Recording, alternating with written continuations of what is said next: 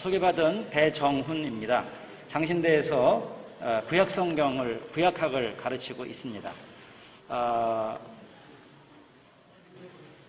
제가 교수가 된 지 얼마 안 됐을 때에 동성애에 관한 글을 쓰라 그래가지고 저는 그런 거 전혀 쓸 수가 없다고 그랬는데 너무 시대의 중요한 주제이기 때문에 제가 한 15년 전에 글을 쓰기 시작해서 하다 보니까 점점 이렇게 점점점 동성애에 대해서 괜찮습니까?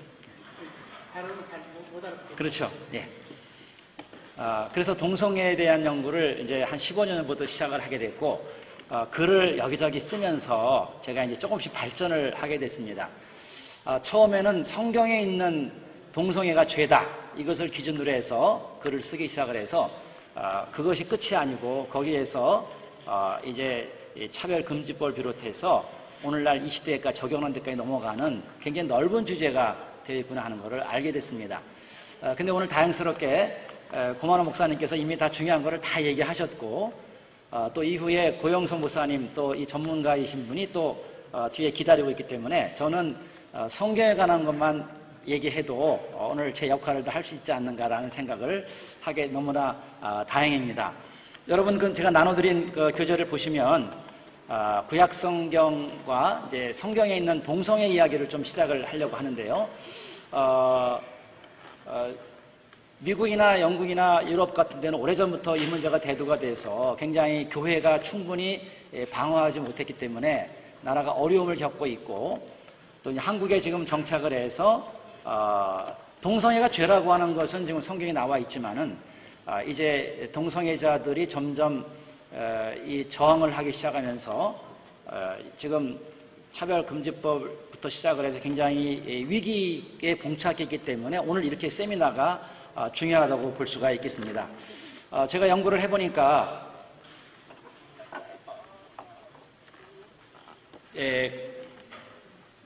그 1페이지 그러면 조금 읽으면서 한번 가겠습니다. 원래는 이제 이게 동성애가 오래전에부터 죄라고 여겨졌지만은 이제 최근에 와서는 이제 상담학 쪽에서 동성애는 그냥 정신병이나 그냥 병이고 또 좀 지나서는 이제 그걸 정상적으로 얘기하면서 오늘날에 이제 동성애자들의 성직 안수까지 이어지면서 한국교회의 중요한 화두가 되어 있습니다. 그런데 이제 오늘 이제 중요한 주제를 우리가 기억해야 될 게 뭐냐면은 이제 첫 번째는 거기 맨 밑에 보면은 동성애를 옹호하는 입장에서는 유전학적인 근거,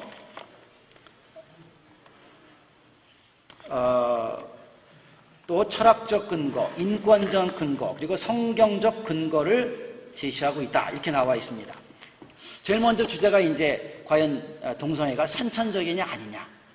그 선천적이라고 주장하는 많은 데이터를 내면서 지금 이거를 본성적인 거라고 주장하려고 하는 그런 움직임이 있어서 이거를 가지고 우리가 지금 대항을 해야 될 위치에 있고 또 하나는 인권적 근거라고 하는 것은 다 같은 인간이니까 우리가 동성애를 하는 거가 죄악이라고 하는 것들에 대해서 내가 선택을 했기 때문에 그거를 합법하려는 데서 시작을 하고 그리고 마지막에는 거기에 머물지 않고 성경에서도 동성애가 죄가 아니라고 얘기하는 쪽으로 밀고 나오는 이 도전 앞에 우리가 서 있다고 하는 것입니다.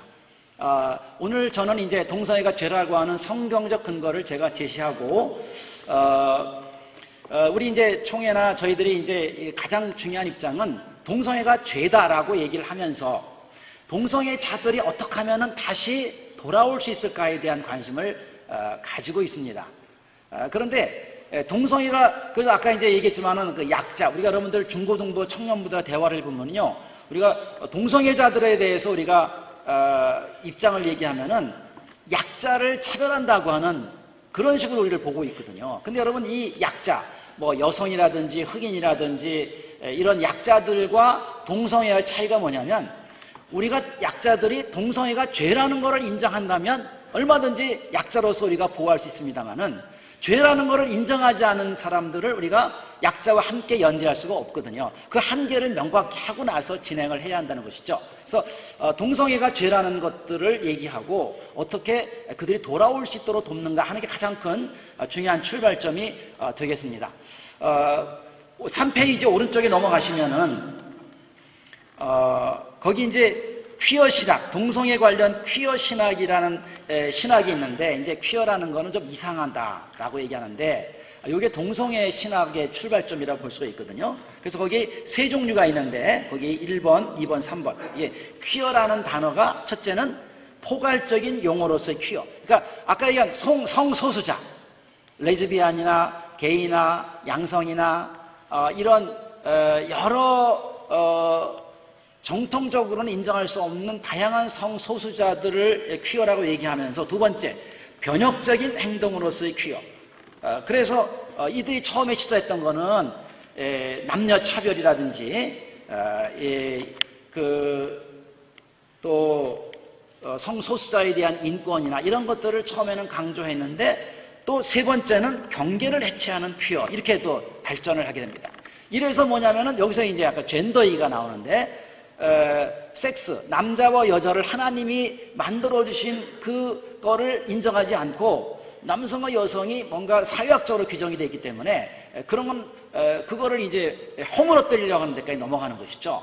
여러분, 이 퀴어 신학을 저희들이 이제 구약을 하기 때문에 연구를 해봤는데, 여기 보면은 그 다음 페이지, 제가 PPT를 하면은 좋겠는데 지금 아직 안 되네요. 그 다음 페이지에 가시면은 거기 중간에 보면은 뭐가 나오냐면은 소위 LGBT 폭력의 본문들이라는 게 나옵니다. 그래서 여기 이제 이 동성애자들이 동성애가 죄가 아니라는 걸 강조하기 위해서 이 본문들을 다 얘기하면서 동성애가 죄가 아니라는 걸 강조하고 있는 이 본문들이거든요. 오늘 저는 이 본문들을 주로 설명을 하려고 합니다. 근데 이것만 하는 게 아니라 또 동성애 성경에 나와 있는 거기 다윗과 요나단, 룻과 나오미, 로마의 백부장, 또 이디오피아의 네시, 마리아와 마르다, 나사로, 이런 인물들을 다 동성애라고 얘기하면서 다 지금 증거를 내려고 얘기하고 있는데, 역시 이것들도 우리가 충분히 반대할 수 있는 여지를 가지고 있고요. 또 거기만 있는 게 아니라 밑에 보면은 구약성서의 결혼이라든지 출애굽기 이런 걸 통해서 퀴어적 성서 해석 단계까지 넘어갑니다. 여러분, 제가 이거 보고 보통 일이 아니구나. 자기 자신이 이제 이 동성애자라고 하면은 그냥 평생을 출애굽기만 연구해가지고 거기에서 동성애가 합법적이라는 걸 얘기하려고 강조하는 그 세력이 지금 있다는 것이죠, 성경에. 그래서 제가 보니까 이거는 한두 명이 방어할 수 있는 게 아니라 이거는 정말 총회가 조직적으로 연구할 수 있도록 도와주는, 제가 얘기하고 싶은 거는 이제 퀴어 신학이라고 하는 걸 통해서 단순한 1차적으로는 동성애에 대한 본문이 동성애가 죄가 아니라고 강조하려고 하는 그런 본문, 그 다음에 성경에 나오는 인물들을 다 동성애 주의라고 하려고 하는 시도, 또 출애굽기 전체 성경을 가지고 이게 다 동성애적인 본문이라고 주장하려고 하는, 여기까지 지금 엄청난 이 도전이 지금 우리 앞에 놓여 있다고 하는 겁니다. 그래서 이거는 한두 학자가 감당할 수 있는 이 것이 아니라 더 큰 차원에서 대답을 해야 될 그런 과정이지만은, 오늘 제가 하려고 하는 것은 거기 5페이지입니다. 5페이지. 동성애에 대한 구약 성서의 진술. 이렇게 해서 성경에 나와 있는 것들을 제가 오늘 얘기를 하려고 합니다. 거기 보면은 이제 첫 번째는 뭐냐면, 인간을 남자와 여자로 만드시고 번성하게 하신 창조의 원리가 있습니다. 이게 창세기 1장, 2장. 우리 아까 고만한 목사님도 얘기하셨거든요.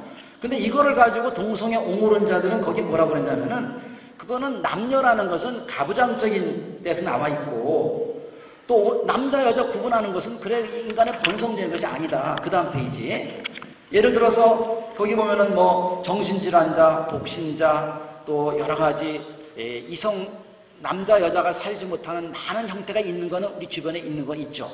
그런 것들도 있고, 또 꼭 남녀 나누는 것이 하나님의 법칙이 아니다. 하나님의 형상을 닮은 것도 아니다. 또 세 번째는 남자가 부모를 떠나서 한 몸을 이루려 하는 것들도 이거는 그냥 사회학적인 서술이다. 그러니까 절대적인 하나님의 명령이 아니라 그거는 인간이 살다 보니까 그렇게 된 것이기 때문에 그러니까 남녀를 구분하는 것 자체를 하나님의 계명으로 받지 않는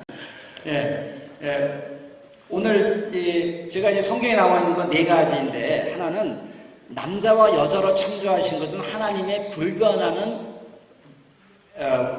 질서 원칙이다. 두 번째는 동성화는 죄이다. 세 번째는 창세기 19장과 사사기 19장에 나와 있는 동성애와 성폭력에 대한 것. 마지막에는 구약에서 동성애가 얼마나 큰 영향을 미쳤는지 이것을 얘기하려고 합니다. 아까 첫 번째 얘기했는데 남자와 여자로서 남성과 여성은 태초에 하나님께서 이미 남자 여자를 구별하고 땅에 차고 번성하는 사명을 주셨거든요. 그래서 남자와 여자가 서로 사랑하는 것을 순리, 내추럴이라고 우리가 얘기하고요. 동성애는 그거에 역행하는 것이다. 로마서에도 그 얘기가 나와 있거든요. 그리고 또 두 번째, 인간은 이성 간의 결혼을 통해서 서로가 돕는 배필이고 모범적인 가정은 남자와 여자가 이루어진 그런 가정에서 자녀들을 생산하고 살아가는 것이다. 동성애는 이미 생산력, 이 차고 번성하는 것 자체가 불가능한 것이죠. 그래서 이 본문들이 성경에 보면 이제 아까 창세기 2장 24절, 고만 목사님 아까 잠깐 인용하셨고, 창세기 1장 26, 27절에 보면은 남자와 여자를 창조하시고 복을 주셔서 생육하고 번성하고 땅에 충만하고 땅을 정복하고 다스리라. 이게 인간에게 맡겨진 절대적인 명령이 우리에게 이미 주어져 있다고 하는 것이죠. 그리고 로마서에도 그렇게 얘기합니다. 이 잘못된 용어가 뭐냐면 여자들이 순리대로 쓸 것을 바꾸어 영리로 쓰며 여자가 여자를 택하는 거고, 또 남자들도 순리대로 여자 쓰기를 버리고 서로 향하여 음욕이 부릴 듯하며 남자가 남자와 더불어 부끄러운 일을 행하는, 로마서도 남자가 남자를 택하는 것을 영리다 이렇게 분명히 우리에게 얘기를 하고 있습니다. 자, 오늘 특별히 아까 목사님도 얘기하셨지만 제일 중요한 이야기가 성경은 동성애를 죄로 여기는 것이죠. 이거는 일시적인 것이 아니라 절대적인 명령입니다. 거기 보면은 너는 여자와 동침함 같이 남자와 동침하지 말라. 이는 가증한 일이라. 그 가증한 일이라고 얘기를 하고 있습니다.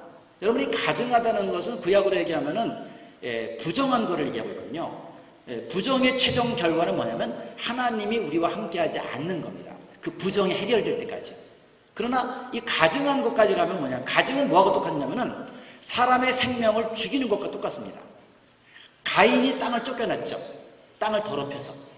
또 가나안 백성들이 가나안 땅에 와서 이러한 음란한 죄라든지 동성애라든지 이런 죄를 저질러 가지고 그 땅을 더럽혀서 더 이상 그 땅에 거할 수 없는 상태가 돼서 그 땅을 쫓겨나거든요. 그리고 이스라엘 백성이 동시에 그 땅을 쫓겨납니다. 그러니까 이 가증하다는 얘기는 더 이상 하나님이 우리와 동행할 수 있는 상태가 불가능해서 인간이 끊어짐을 당한다는 이런 법이거든요. 이 가증하다는 단어를 우리가 기억을 해야 됩니다. 또 18장이 그렇고 20장에 보면은 누구든지 여인과 동침하듯 남자와 동침하면 둘 다 가증한 일을 행함인즉 반드시 죽일지니 자기의 피가 자기에게로 돌아가리라. 그러니까 18장은 하나의 그 계명이고 20장은 그거의 실천적인 이야기가 됩니다. 근데 동성애자들이 이제 이걸 가지고 얘기하는 게 뭐냐면 이거는 그냥 우상숭배를 금지하라고 하는 그러한 조항들 중에 하나다. 또 동성애 금지는 근친상간을 전제할 뿐이다. 그리고 여기서 남자와 여자 이것을, 그러니까 이 동성애는 뭐냐? 그때만 당대의 문화에만 적용되는 것. 그러니까 어떤 거냐면은 남자끼리 모여가지고 센 사람이 남자 역할을 하고 약한 사람이 여자 역할을 하는 거. 그런 거 하지 마라. 이 정도가 동성애 금지라고 하는 이야기입니다. 그리고 마지막에 이 가증하다는 것도 이분들 이 이야기는 뭐냐면 그것도 그 당대에 특별한 것이지 오늘날에 적용되지 않는 것이다. 이렇게 하면서 이걸 하나하나 지금 반대하려고 하는 주장들을 하고 있습니다. 그런데 이것도 아까 우리 고만호 목사님 얘기하셨지만 이 동성애 금지 명령은 애굽 땅과 가나안 땅에서 행했던 그런 관습들입니다. 그래서 이 이스라엘 백성들이 가나안 땅에 들어와서 하나님의 백성으로 더 높은 수준의 거룩한 삶을 살기 위해서 절대 해서는 안 되는 성적인 그런 명령이 되는 것이죠. 그래서 거기 나옵니다. 밑에 보면 너희는 너희가 거주하던 애굽 땅의 풍속을 따르지 말며 내가 너희를 인도할 가나안 땅의 풍속과 규례도 행하지 말고 너희는 내 법도를 따르며 내 길을 지켜 그대로 행하라. 이것은 우리가 세상을 뛰어넘어서 하나님과 동행하고 하나님의 복을 누리기 위해서 그분의 택한 대로 마땅히 살아야 될 더 수준 높은 그런 삶에 대한 요구지 시대가 지났다고 해서 사라질 그런 조항이 아닙니다. 이 계명은 그 땅의 백성이나 이스라엘 백성들에게 모두 적용되는 계명입니다. 자, 여기 레위기 18장과 20장에 나와 있는 이 조항은 아까 대표는 가증하다는 말을 썼거든요. 그러니까 이런 것들을 행하는 사람들은 가증하고 더럽기 때문에 보세요. 내가 너희 앞에서 쫓아내는 족속들이 이 모든 일로 말미암아 더러워졌고 그리고 이 음란과 성행위 때문에 그 땅도 더러워져서 내가 그 악으로 말미암아 벌하고 그 땅도 스스로 그 주민을 토하여 내느니라. 땅이 토해냅니다. 땅이 이런 악을 행하는 사람들을 그대로 둘 수가 없고 토해내는 것이죠. 근데 이것이 가나안 백성들만 그런 게 아니라 이스라엘 백성들도 똑같은 죄를 범하면 그 땅에서 땅이 너희를 토해낼 것이다. 그게 가증의 뜻이거든요. 그래서 이 가증한 모든 일을 행하는 자는 그 백성 중에 끊어지리라. 그러니까 너희들이 조심해라. 너희들이 가나안 사람보다 더 수준 높은 그런 윤리를 행해야 된다 하는 겁니다. 여러분이 오늘날의 이 가증한 동성애는 그렇기 때문에 하나님이 절대 우리와 동행할 수 없는 반드시 우리가 우리의 삶에서 끊어 없애버려야 될 그런 죄죠. 이렇게 볼 수 있습니다. 그 다음에 이제 여기 제가 이제 조금 18장, 20장을 연구를 했는데 이 동성애 금지 규정은 우상숭배가 아니라 음란한 죄에 속한다는 겁니다. 18장도 보면은 근친상간의 죄가 음란한 성적인 죄가 이렇게 서로 분류가 되어 있습니다. 그래서 음란한 성적인 죄에는 월경 중의 여인과의 동침, 몰렉제사, 동성애, 수간, 짐승가하는 것이죠. 이런 것들 부류 안에 동성애가 들어가 있다는 겁니다.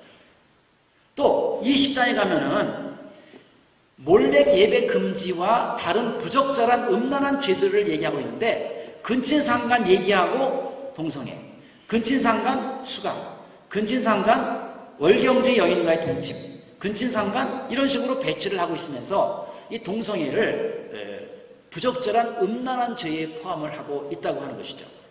그리고 특별히 이 동성애를 말할 때에 가증하다는 말을 씁니다. 가증하다는 거. 아까 우리가 읽어봤죠? 여기 보면은 여자와 범죄한 같이 남자 범죄하다 이는 가증한 얘기라. 이거를 특별히 강조하고 있다는 얘기는 이 성경이 특별히 금하고 있다는 걸 우리가 알 수가 있습니다. 자, 또 하나 여러분이 이제 오늘 요거가 제일 중요한 건데 여러분이 이제 앞으로 왜냐면 오늘 이걸 듣고 나면은 나가서 할 얘기가 있어야잖아요. 얘기를 할 얘기가 있어야잖아요. 이야기거리가 돼야 되는데 그 중에 뭐가 있냐면은 여러분이 부정이라는 거를 구분을 해야 됩니다. 제의적인 부정과 윤리적인 부정을 구분해야 됩니다. 그래서 이 동성애자들은 뭐라 하냐? 레위기 1장 16장 우리가 이제 1장 16장에 나오는 부정이 있습니다. 예를 들어서 우리가 부정한 짐승을 먹어서 우리가 더러워졌다. 산모가 아이를 낳았으니까 부정하게 됐다. 그리고 유출병. 내가 원치 않는 뭔가 자꾸 유출해가지고 우리가 부정하게 되는 게 있죠. 근데 이런 제의적인 부정은 우리가 목욕을 하고 우리가 제사를 드리고 하면은 그 부정이 사라지는 부정입니다.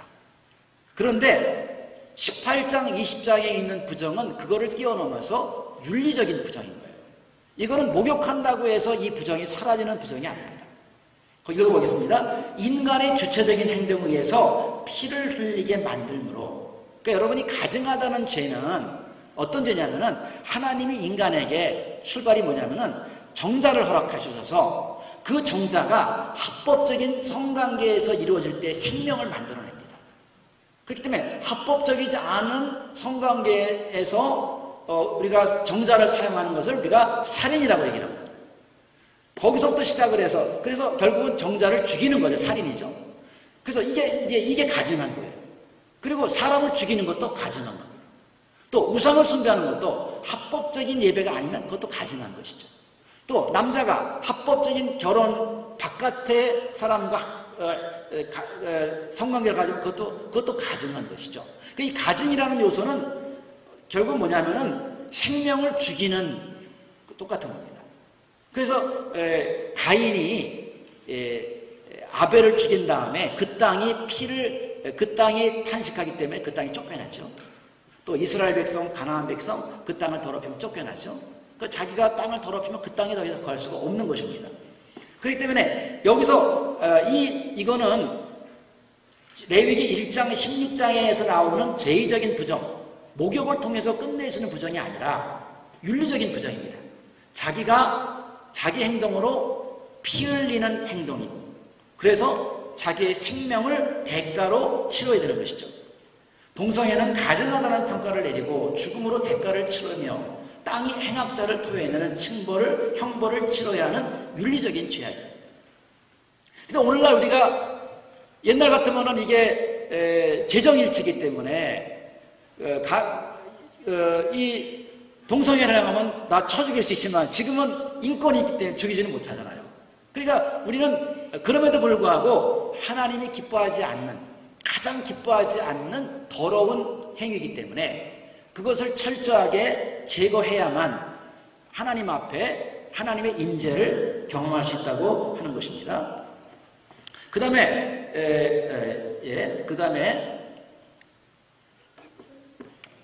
이제 그 창세기 19장에 나와 있는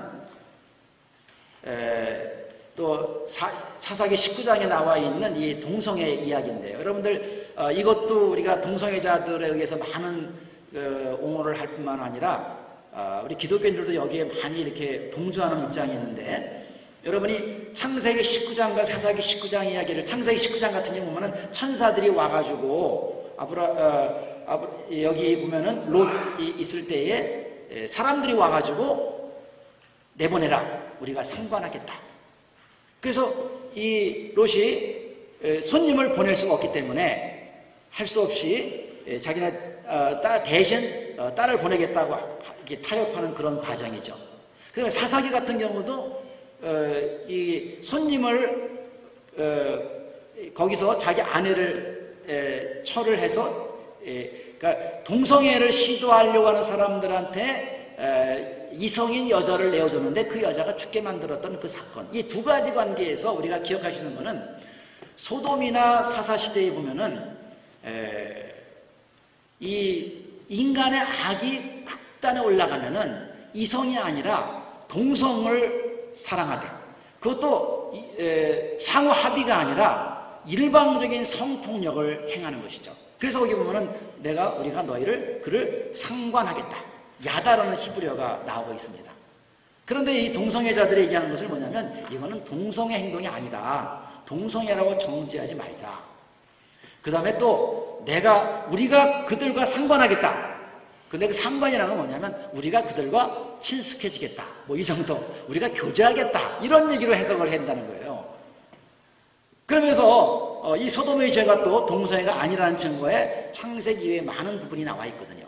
이러면서 이거를 얘기하는데 여러분들 이것도 우리가 가만히 살펴보면 요 창세기 19장과 사사기에 나와 있는 얘기는 이런 윤리적인 불이라기보다는 동성애를 전제한 성폭력이라는 걸 우리가 알 수가 있습니다. 그래서 이 성폭력이라고 하는 것은 사회가 점점 악해지면은 마지막에 등장하는 그런 행위라고 볼 수가 있습니다. 그리고 본문에서 야다라고 하는 히브리어를 단순히 친해지는 거라고 얘기한다면 롯이 깜짝 놀라가지고 이런 악을 행하지 말라.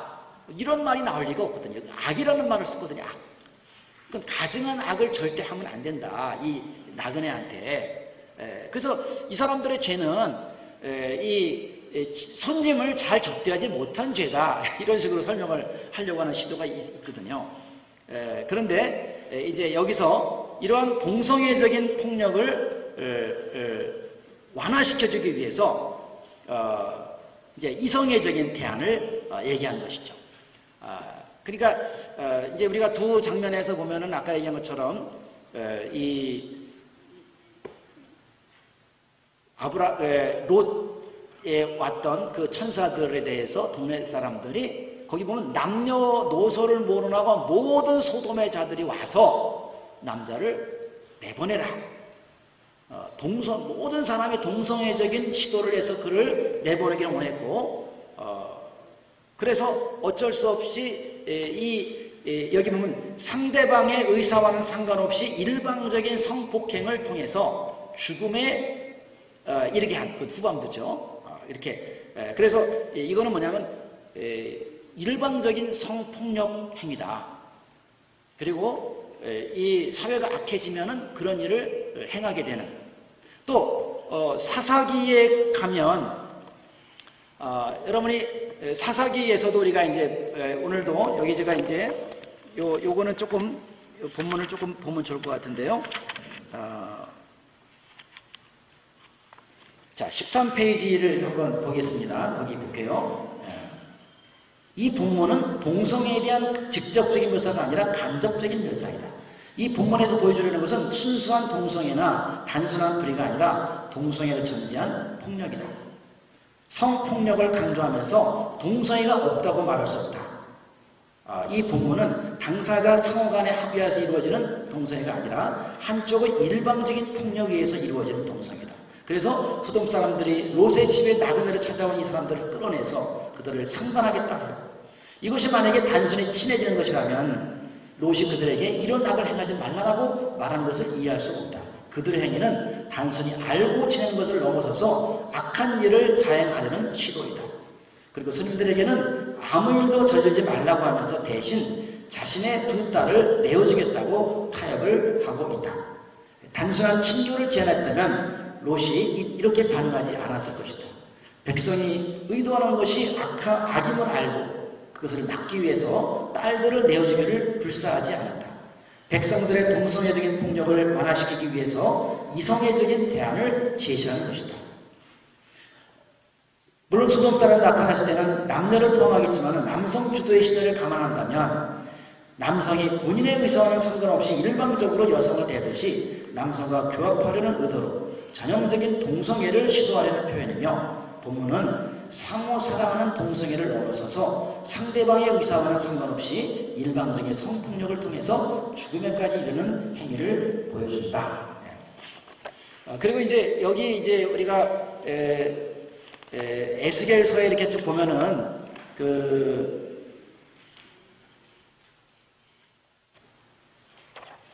자, 15페이지로 가겠습니다. 이제 여기 제가 PPT 만들기에는 너무 내용이 많아서 거기 보겠습니다. 15페이지의 두 번째 줄. 창세기 19장과 사사기 19장을 통해서 우리는 타락한 공동체가 낯선 동성을 향하여 동성애라는 비정상적인 욕구를 표현하는 경우가 있었다는 것을 알 수 있다. 때로는 천사의 공으로 행동이 제기되고 또는 여자를 통해서 이 욕구가 분출되었다. 즉 이 본물들은 단지 이성애나 동성애를 묻지 않는 성폭행만이 아니라 사회가 방임적이고 극단적으로 타락하였을 때에 불의와 더불어 폭력을 동반한 동성애가 살인에까지 이르게 함을 보여준다. 이러한 가증한 동성애를 수반하는 행동에 대해서 하나님의 심판이나 공동체의 심판이 이어졌다. 이스라엘 공동체는 이러한 동성적인 성폭력이 이스라엘에서 제거해 버려야 할 범죄로 인식하고 있다. 네.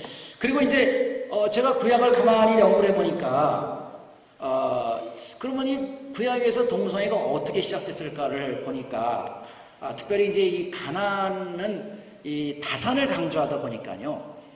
성전에서 남자 제사장과 여자 제사장, 남창과 여장이 있어서 여자와 남자가 가서 성관계를 하면은 자녀를 많이 낳고 또 동물들이 번성을 하는 그러한 다산 제도가 있기 때문에 이 하나의 거룩한 제사장이라고 얘기하는 여사제와 남사제.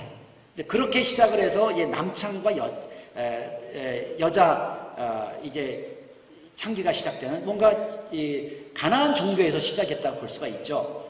그리고 나서 이제 직업적인 남창이 있고 또 나라에서 그거를 금해도 끊임없이 역사에 남아 있었다는 거예요. 여기 보니까 제가 읽어볼게요. 이스라엘 여자 중에 창기가 잊지 못할 것이요.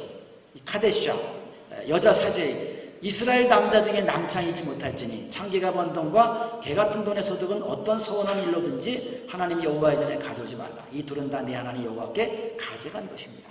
이 남창이 그렇게 시작을 해가지고 직업적으로 존재하고 있다는 것이죠.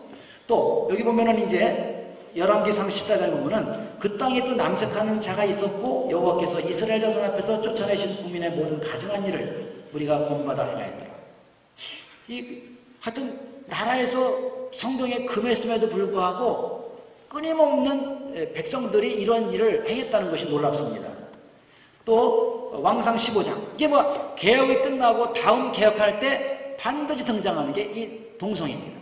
남색하는 자를 그 땅에서 쫓아내고 그의 조상들이 지은 모든 우상을 없애고 또 왕상 22장 그가 그의 아버지 아사의 시대에 남아있던 남색하는 자들을 그 땅에서 쫓아내었다. 또 왕하 보세요. 15장 22장 또 요시야 개혁 때 23장 또 여호와의 성전 가운데 남창의 집을 헐었으니 그것은 여인이 아세라를 위해서 휘장을 짜는 처소였다. 또 욥기에 보면은 그들의 몸은 젊어서 죽으며 그들의 생명은 남창과 함께 있다. 이런 주장들이 굉장히 금요임에도 불구하고 인간 안에 욕구들이 있기 때문에 그런 것들이 아주 번영했고 끊임없이 개혁할 때마다 개혁의 대상이 됐다는 것을 알 수가 있습니다. 자, 마지막으로 제가 이제 이 동성애에 관한 성경 구절을 우리가 어떻게 적용할 것인가 하는 질문을 가지고 왔습니다. 거기 이제 동성애라고 같은 성을 사랑한다는 거잖아요. 그러면 이제 아까 자 여기서 이제 조금 이제 굉장히 어려운 문제가 닥쳤는데 동성애를 사랑하는 마음, 성적 지향은 행위가 아니라 머릿속에 동성을 사랑하는 마음이거든요. 그리고 동성애적인 행동은 실제 프랙티스, 그냥 성행위를 하는 겁니다. 근데 우리가 이 선천적인 것들도 죄지만 우리가 겉에 봤을 때 죄인지 아닌지를 구별할 방법이 없거든요. 왜냐하면 남녀 간의 우정이 있고 이게 좀 어렵습니다. 근데 그래서 자 입장 이제 제가 이거 나눠봤는데 하나는 뭐냐면 주어진 성적 성향과 동성애적인 행동은 구별된다. 내가 동성애를 좋아한다 할지라도 그건 내 머릿속에 있고 행위는 하지 않는 거죠. 구별할 수 있는 것이죠. 자, 두 번째, 성적 성향과 행동은 분리할 수 없다. 그래서 보수적 입장에서는 성향은 바꿀 수 있다. 바꾸고 행동하지 마라. 이게 이제 우리 보수적 입장입니다. 자유적 입장은 뭐냐면 본성이 동성애 성향을 가지고 있으면 그 사람은 그런 행위를 해야 된다. 뭐 이렇게 나가는 것이죠. 근데 이제 여기서 이제 우리가 지금 아까 제가 얘기한 선천성의 문제가 이제 가장 어려운 문제인데 이제 상담학이나 이쪽에서는 지금 선천적인 것이 있다. 이제 이 주장이 우리가 앞으로 해결해야 될 가장 중요한 주제가 되겠습니다. 그래서 여기 친동성애주의가 하는 것은 뭐냐면은 아까 얘기한 것처럼 동성애를 지향하고 그러면 동성애 행위를 해도 죄가 아니다. 우리가 인권이 있으니까 이거 해도 문제가 없다. 또 동성애는 죄가 아니다. 그러니까 처음에는 동성애가 죄지만은 내 본성이 동성애적이니까 어쩔 수 없이 한다라고 얘기하는데 조금 지나면서 이거 죄가 아니다. 또 그 다음 단계는 이거 죄라고 하면 그건 혐오다. 점점 이게 좀 공격이 강해지는 것이죠. 옛날에는 숨어서 했는데 이제는 죄가 아니라고 얘기하고 죄라고 얘기하면 혐오라고 얘기하고 차별금지법이 거기까지 지금 다다르고 있는 거라고 볼 수가 있습니다. 자, 우리가 반동성애주의자에서도 우리가 이제 우리가 성적 지향도 죄다. 동성애 행위도 죄다. 동성애 자의 인권은 없다. 우리가 좀 더 그러니까 이게 어려운 게 뭐냐면은 동성애 자를 인권을 얘기할 때에 이 사람들이 동성애를 죄로 인정하지 않고 지금 혐오를 죄로까지 밀고 나가는 그 추진력이 있기 때문에 우리가 이제 전략을 어떻게 이거를 막아설 것인가 하는 것도 우리들에게 가장 큰 어려움들이 있습니다. 그래서 이제 이게 극단으로 양쪽으로 이제 몰아서는 이걸 어떻게 우리가 물론 동성애가 죄지만은 동성애가 선천적이라는 주장이 습관적으로 이 동성애자를 하는 사람들에게는 자기를 합리화시켜가지고 돌아가지 않으려고 하거든요. 그러니까 동성애가 죄라는 걸 받아들이면서 돌아서게 만들고, 그러니까 대부분은 동성애가 본성이 아님에도 불구하고 호기심이라든지 이런 여러 가지 유혹에 의해가지고 그쪽에 빠져들어갔다가 나중에 회개하고 돌아온 사람이 많이 있는 걸 우리가 통계적으로 볼 수가 있거든요. 그러니까 이런 것들을 우리가 증명하면서 그 동성애에 빠진 자들을 그들이 동성애가 죄라는 것을 인식하게 하고 그들을 돌아오게 하는 것도 우리들에게 큰 사명이다 하는 것을 볼 수가 있습니다. 그래서 우리가 성경적 입장에서 다시 한번 우리가 한다면 하나님은 남자와 여자가 이성애적인 가정을 이루어서 함께 번영을 해나가는 것이 원리다. 물론 독신이 은사인 사람도 있을 수 있고요. 그리고 성생활 남녀 할 수 없는 사람도 있겠고, 그런 삶은 다양한 게 있습니다만 그걸 우리가 모든 사람이 다 이성애하지 않는다고 우리가 감옥에 둘 수 있는 게 아니고요.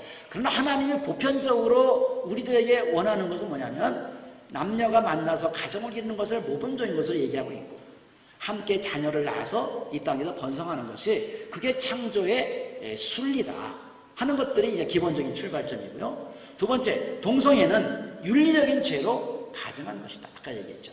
그래서 이거는 사라질 수 있는 죄적인 죄가 아니라 자기의 생명을 바쳐야 될 그러한 가증한 윤리적인 죄이기 때문에, 그러니까 이거를 우리가 책임을 져야 되기 때문에, 또 가증하다는 단어는 여러분이 이제 우리가 예배를 드리고, 여러분 예배라는 건 뭐냐면은 제사를 통해서 우리의 죄를 다 제거하고, 그럼 우리가 정결하게 되면은 하나님이 우리와 동행하시는 거거든요. 근데 하나님이 우리와 동행할 수 없는 최고의 악한 상태를 가증하다는 걸 표현하는 겁니다. 그러니까 이 뿌리를 가지고 있으면서는 하나님과 동행할 수 없다고 우리가 판단을 하는 그런 죄로 우리가 평가를 하고 있는 것이죠. 성경은 동성애의 행위를 금한다. 네 번째, 그러나 동성애가 죄라는 것을 받아들이고 회개와 변화를 원할 때에 그들을 도와서 우리가 돌아올 길을 요청한다 하는 것입니다. 그런데 이제 몇 가지 우리의 한계가 있습니다. 저도 여기는 제가 이제 그야 학자로 있기 때문에 이제 이따가 또 고목사님들 또 얘기하시겠지만은 근데 이제 아까 얘기한 대로 첫 번째, 재정일치 사회가 아니니까 옛날처럼 동성애자를 죽일 수가 없잖아요. 그렇죠? 감옥에 보낼 수도 없고. 또 동성애자 행위는 정지하는데 사람이 동성애 행위가 없는 사람을 할 때에 이 성적 지향을 어떻게 우리가 구별할 것인가? 이게 이제 자기가 동성애자가 아닌데 단순히 우정으로 있는데 이거를 또 선천적으로 생각해가지고 또 그쪽으로 빠져가는 사람도 있고. 그러니까 우리가 이제 많은 교육이 필요한 것이죠. 교육을 통해서 이 동성애가 죄라는 것을 받아들이고 우리가 이 성적 지향의 혼란기에 있는 학생들을 우리가 잘 교육해서 돌아오게 하는 것도 중요한 책임 중에 하나이겠고, 이 동성애적인 지향이 선천적인지 후천적인지 하는 문제에 대해서 기독교의 또 입장이 좀 더 학자들이 이쪽에 대해서 더 많은 이 하나의 논쟁에서 우리가 또 이길 수 있는 길이 또 필요하겠고요. 아까 인권이라는 것들 때문에 이제 마지막 문제가 제기가 되는데, 그래서 제가 이제 마지막 얘기가 제가 최종 결론을 아까 지금까지 했지만은 여기 제가 내용은 다 여기 써 있습니다만은 동성애가 죄라는 것을 우리가 성경에서 우리가 받아들이고 있고, 이것은 하나님이 우리와 동행할 수 없는 가장 최고의 부정 상태이고, 인간이 윤리적인 죄로서 대가를 치러야 되는 죄라는 것을 인정을 해야 되고, 동성애자에 대해서 우리가 돌아올 수 있도록 우리가 회개와 치유의 대상으로 받아들이는 것. 두 번째는 성경은 이성애에 기초한 가정을 이상적인 가정으로 여기면서 그 결혼과 출산을 통해서 우리가 차고 번성하는 책임을 다 감당을 해야 된다는 것. 성경은 이 동성 간의 성관계를 금하고 그리고 이제 아까 얘기했죠. 저들이 인권이라는 걸 무기로 해서 아까 이게 처음에는 동성애를 소극적으로 실천하다가 성경도 이게 죄가 아니라고 그러고 혐오까지 물고 나오는 그 공격을 우리가 어떻게 차단할 것인가 하는 그런 문제인데 그 인권을 어디까지 해야 될 것인가 하는 문제가 등장하고 또 아까 제가 얘기했죠. 약자는 약자인데 이분들이 약자의 연대를 흑인과 여성과 이렇게 연대를 해서 사람들로 하여금 자기들의 동정심을 불러일으키는 그런 작전을 짜고 있거든요. 그러니까 그 문제가 사실은 청년들이나 이런 사람들의 굉장히 동정심을 유발하게 되는데 동성애가 죄라는 것을 인정하는 전제 내에서는 그들이 그 상황에서 받고 있는 여러 가지 어려움들을 우리가 도와줄 수 있지만 만약에 그게 전제되지 않는다면 그 연대가 가능하지 않은 걸로 우리가 받을 수밖에 없다 하는 거겠고요. 그리고 이제 6번째는 이것도 제가 차별금지법의 소극적인 조항과 적극적인 조항. 소극적인 조항은 이제 그들이 겪고 있는 여러 가지 어려움들에 대해서 도와주고 격려하는 차원, 아까 얘기한 이것도 이제 이 동성애가 죄라는 것을 받아들이는 전제하에서 가능한데, 두 번째는 적극적인 조항이라고 하는 것은 아까 얘기한 것처럼 사람들이 이것을 죄라고 얘기하면 이거를 기독교인들이 동성애가 죄라고 얘기하는 것 자체, 그거 하면 안 된다고 하는 도덕적인 권장을 했을 때에 그것을 혐오라는 것으로 해서 법적인 제재를 받는 이 적극적인 조항이 담겨져 있는 이 문제에 대해서 우리가 충분히 기독교적인 전제를 가지고 이거를 이게 막고 그래서 저는 이제 이 동성애에 대한 것들을 성경에서 이렇고 저렇고 얘기하는 것만이 아니라 구체적으로 이 땅에서 적극적으로 그리스도인들이